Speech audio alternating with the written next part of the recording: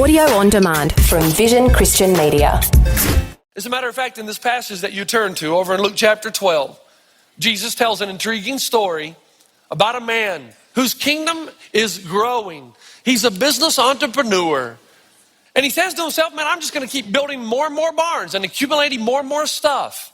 And Jesus says to him, you fool, this very night, your life will be demanded from you. Then who will get what you prepared for yourself? Today with Jeff Vines, pastor, apologist, and Bible teacher.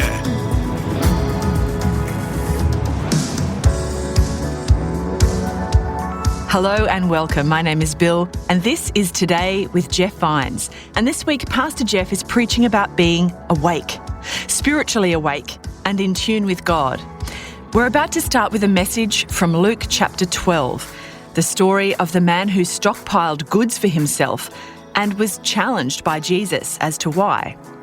Let's begin this first message in the series now. Here's Pastor Jeff.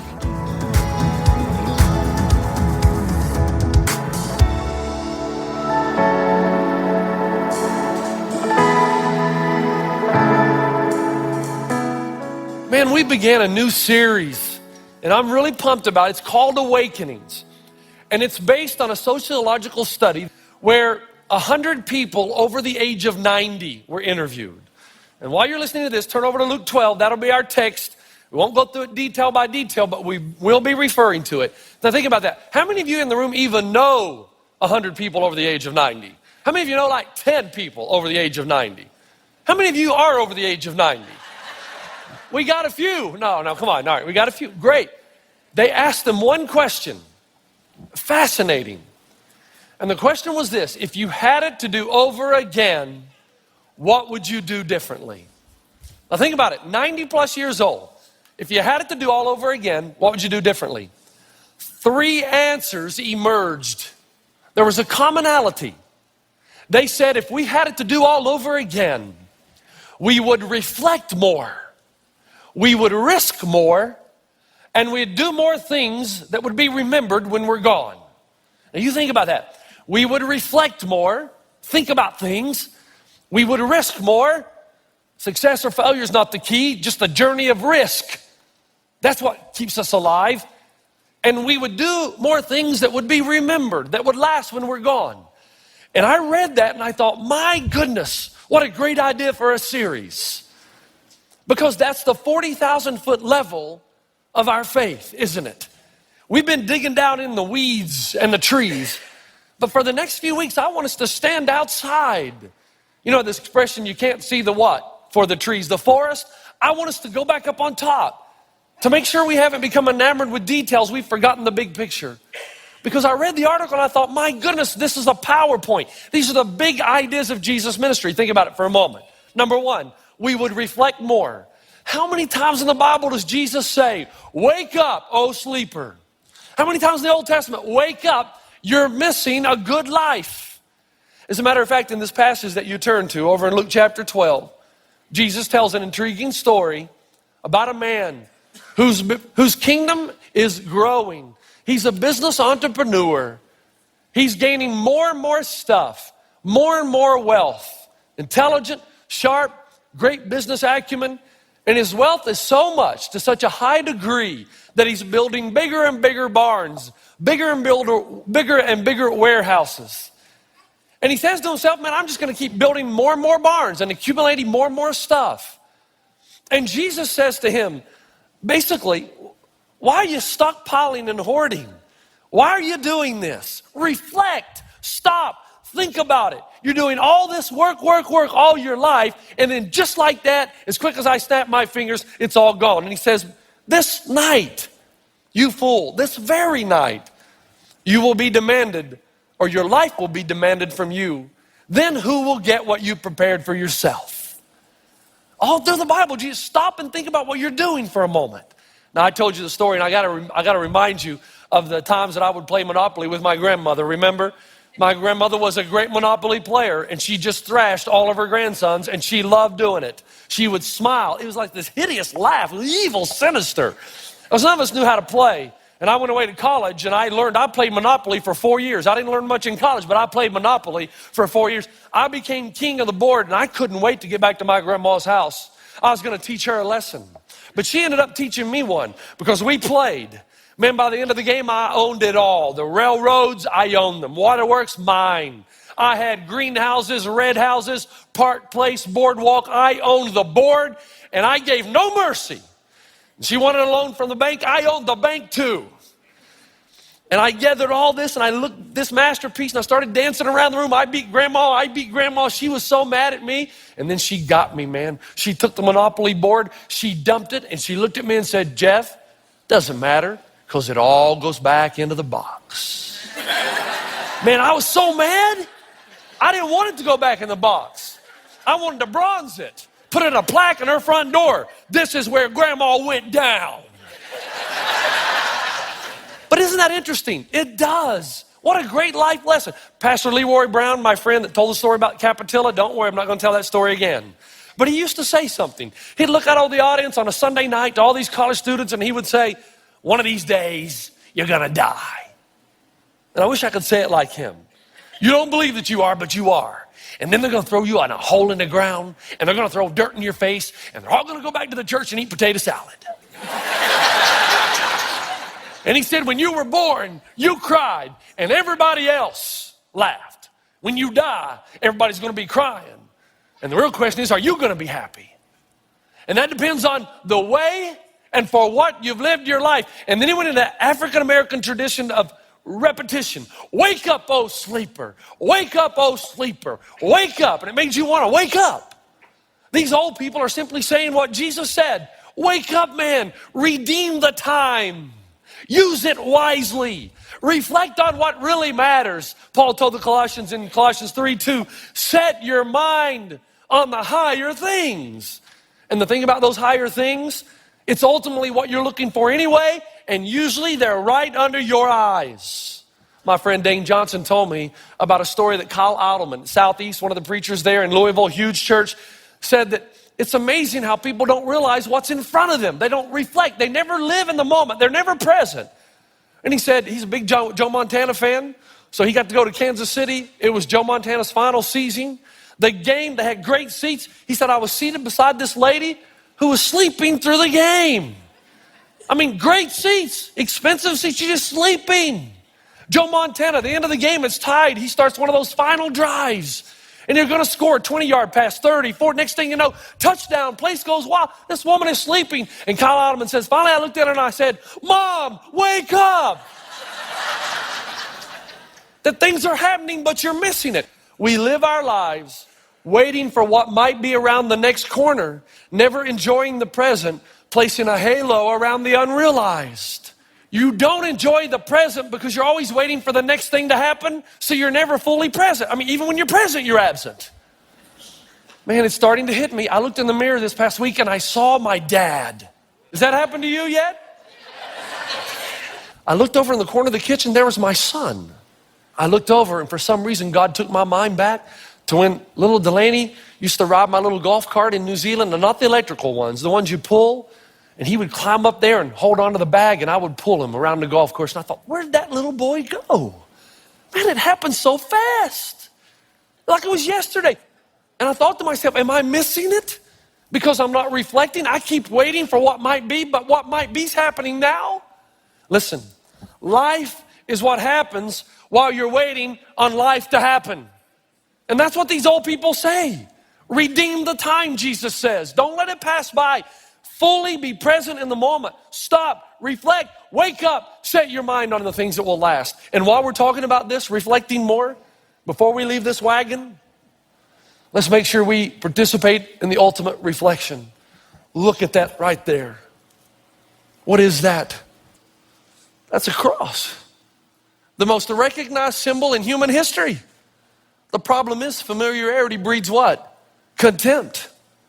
I'm begging you for the next 3 minutes, just 3 minutes, to think about that in light of your life. Can I ask you? I'm a sinner. Are you? I deserve to be punished. Do you? There's some of you out there saying, well, I'm not really that bad now. I don't really deserve punishment. I'm not really a sinner. I mean, I'm not Hitler. Well, that's the problem. You're still thinking about this all the wrong way. Hitler's not the standard. God is. You think you're going to get in line on Judgment Day behind Hitler, Lenin, and Stalin. You're going to look really good. But I'm telling you, you're going to get in line behind Billy Graham and Mother Teresa. You're going to look really bad. And God doesn't grade on a curve.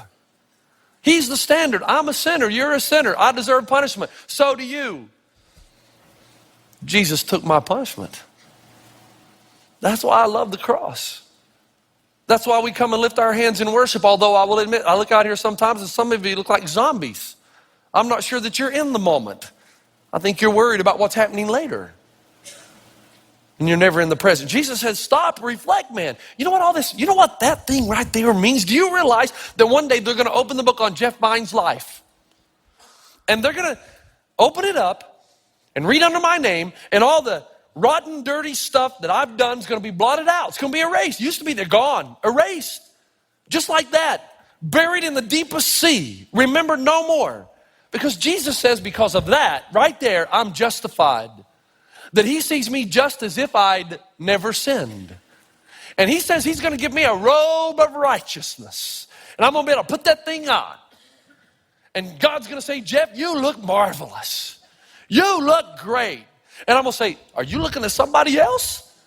What about the time I mistreated my wife or my children?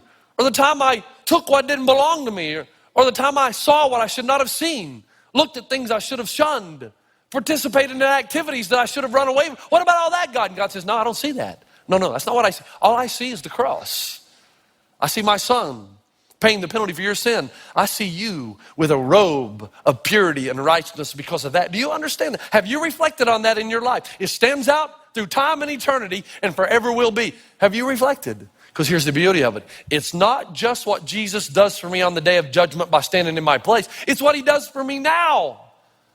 Because if I come and I humbly put myself right there, the Bible says that Jesus comes on the inside. Remember, Paul said in Galatians 2, it is no longer I who live, but Christ who lives through me. So I start to see everything through his eyes. He invades my life and creates an awakeness. My eyes are open. And I see my wife the way God sees her, as a gift from God to be treasured and valued, to spend time with, because she's what really matters. And I want to tell you guys, if your wife was convinced that she's what really matters, I think your marriage would be different. My children, I treat them differently because all of a sudden, it's not all about making money, it's about quality time with them. Now, I have to do both. It's life. But when Jesus really comes in, and that's why I know when a young person tells me that Jesus came in on the side, I know whether or not they're telling the truth by the way they treat their parents. Because if he's on the inside, you see your parents as God's authority in your life to guide and lead and direct you. And that's why when you go away to Christian camp and you sing 1,000 verses of Kumbaya, and somebody comes down and tells you that you're never going to be in this place again, and you come down off the mountaintop and you think, I'm changed now, I'll know whether or not you really are. But if your eyes have been opened, reflect more. Reflect on the cross. You know the great verse? Let's say it together. Almost done. Here we go, John 3:16. Say it together. For God so loved the world that he gave his only son, that whoever believes on him will have what kind of life? When does eternal life start? Thank you. Finally, 1 out of 4 audiences. It started already. Now. It's a quality of life that begins now. You don't wait till heaven because your eyes are open now. And you see everything from the perspective and the point of reference of the cross. And now you know what matters. And these old people said, man, this is the gospel. Stop, reflect. What really matters in your life? And is that what you're doing? You know the second thing they said, and I loved it. They said, can you imagine 90 years old? You know what we'd do? We'd risk more. I just love that. We would risk more. We would not live the safe, mundane, mediocre, average life, because it's not about whether you win or lose. It's about whether you took the risk. Now, do you know what corkball is? Does anybody know what corkball is? Do you know? 1, 2. Thank you. Because nobody knows. Corkball. I grew up in a small town in East Tennessee, and we're not wealthy there. We didn't have a lot of stuff. And you just couldn't go to athletic equipment shed at junior high school and take the balls and bats to play with during recess. We didn't have the money for that. But I love baseball, man. Actually, I love baseball more than I love golf or basketball. I just wasn't good at baseball. I was okay. And recess every day at T.A. Duggar Junior High School. I mean, if you were in the in crowd and you were somebody, you were going to play corkball. Corkball is like baseball. You take the bat, the batter stands up, he's ready, and you throw this cork. You got to hit this cork traveling at a pretty good speed. And if you hit the cork past the pitcher, it's a single. But if you hit it past the boundaries, which were our shoes, those of us who had them, it was a home run. Now, you can get pretty good at throwing this thing if you know how to use it. I was actually one of the ones that was good, so I could really hum this thing all the way back to the back. Now, here's the deal. The problem is we didn't have corks, so we had to steal them. And we did. I told you I was a sinner. I just said it. You didn't believe me. We didn't have broomsticks. We had to steal those too, so we did. Now, you couldn't get them from Mom because she needed them at home, and you get in big trouble. So we had to go to the janitorial closet at the school, and anytime we saw it open, grab a broomstick. But we'd get caught after a few days, and we found ourselves, my last year at T.A. Duggar Junior High School as an 8th grader, without cork and without bat. Mr. Pless, the principal, who, by the way, was not very nice. You don't know that when you're a kid, but now I look back, and he wasn't nice. If I see him again, I'm going to tell him, you're not nice. He took all of our bats. Well, they were really his, but he took them. And he took all 10 of these broom handles that we had gotten from the janitorial closet and put them in his office. And he took all the corks that we had. So we had no cork, we had no bat. And I remember distinctively, we were on the playing field. It was recess. We had nothing to do. And I said to the guys, I was the leader then, I said, guys, this is bad. Corkball's finished. There's no use coming to school anymore. Can't play corkball. We didn't have Nintendo, PlayStation, all that. That was it. And one of my friends looked at me. What are you going to do? What am I going to do? What are you going to do? And I said to them, somebody ought to go into that Principal Pless's office and take back our cork bats and balls. And you don't do that in East Tennessee because you know what's coming next. It's like a Pavlovian dog, man. You're just wired like this. I dare you. And then just like Dane Johnson said, always this big kid who says, I double dog dare you. So I had to come up with a plan. And I did. I said to my best friend, Mark, you're going to have to hit me in the nose. Excuse me? The only way I'm going to get in the principal's office, because, man, it's impenetrable. A vicious receptionist. You're going to have to hit me in the nose, and I'm going to have to bleed. And the blood's going to have to pour down my face and on my shirt. Because if I'm bleeding, I can go right past the receptionist. She'll let me into the principal's office. Now, I was a little bothered later that it didn't take my friend a lot of convincing to hit me in the nose. Because about the second time out of my mouth, he just popped me. Blood running down my shirt. I went right to the principal's office. Receptionist didn't even stop me. Oh, Jeff, what happened? Walked right into the principal's office. And then that's where things started to turn for the good. Immediately, he left the office and went to get the first aid kit. I saw that as a sign from God. I went over to the closet. There they were, all 10, corks and bats. I got them. I walked over to the second story window where his office resides. My friends were waiting below. I dumped everything. They picked up the bats, they picked up the corks, they ran away. The name Jeff Vines is legend at T.A. Duggar Junior High School. And every year there's a moment of silence to remember. Well, that's not true, but the other is. And let me tell you, you can go over to Disneyland and ride Soaring California, my favorite ride, all you want. You can go up to Big Bear and ski those slopes and feel the cold wind breeze in your face. You can go over to Palm Springs and play some of the greatest golf courses in our land. But let me tell you something. There is nothing like the thrill and the satisfaction of robbing the principal's office at T.A. Duggar Junior High School. Nothing like it. And you know why? It's one of those moments in my life when I felt most alive. You know why? Risk. My heart was pumping, man. I could get caught. Man, my breath was short and deep. Scared to death. But man, did I feel alive. Jesus said in John 10:10, the thief comes to steal and kill and destroy. I have come that they may have life and have it to the full. And I want you to hear me. Guys, those of you, man, God is moving in your life and He's trying to get you out of that rut and mediocrity. But you have to understand there is no fullness of life without risk. None.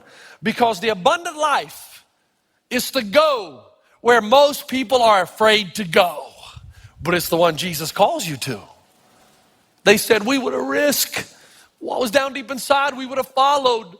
By the way, that right there leads me to the real problem in America today. The real problem is that they have taken the original Star Trek off the air. That's the problem. I can't find it anywhere on the cable now. Somebody help me. The original, the good one. Because Leonard Nimoy, as they come out in this horrible fake starship into the darkness, and he would say, challenged, now say it with me, to go where no man has gone before. My concern is that I'm in a generation with a bunch of young people who are going to go where every generation has gone before. They're going to think the same way every other generation has thought. They're going to do what everybody else has done. They're going to be where everybody else has been. So you're going to have your little home with 2.2 children and your little 3-car garage and your little BMW and jacuzzi. And all the while inside you, the Spirit of God is saying, why don't you chuck it all? Why don't you risk it all? Why don't you bet your life on me? Why don't you give your life to me? Hey, what's the definition of insanity? You know it, right? Doing the same thing over and over and expecting a different result. You're miserable, and you're going to keep doing the same things, and you think it's going to change. Risk. I don't think you realize what a hick country boy I am. Okay, maybe you do recognize what it... Okay, I'm good with that.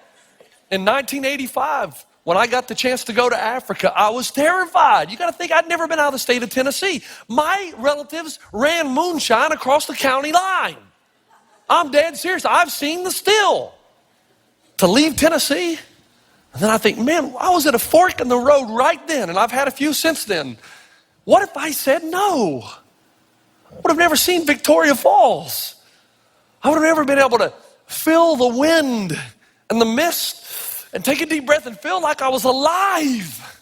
Man, and that moment has jumped out of eternity and it's indelibly impressed. I'll never forget. I relive it because I was alive. And I'd never have known what it was like to have a lion sleep at your door. And I know what it's like to have a lion sleep at my door. And I'm not talking about no zoo either. How many of you young people are going to live lives of quiet desperation because you won't risk? And just because you didn't risk the first 25 years of your life doesn't mean you can't start now. And did you think that maybe you guys that are in those jobs that you hate, that detest, that are just ripping you to shreds, you got no joy in your life? You say, Jeff, it's easy for you to say that, you're sanguine. Well, yeah, that may be true. But just because it's easy for me to say it doesn't mean it's not true. Because some of you, man, you've had this internal urge in you for a long time, a gut in you that says, move, go on, risk, do what you always wanted to do since you were a kid. But you won't do it. You're afraid.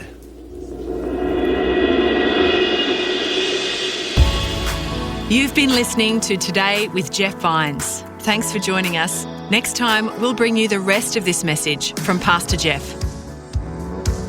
You forgot who you are, and you've forgotten whose you are, who you belong to. That's why you won't risk.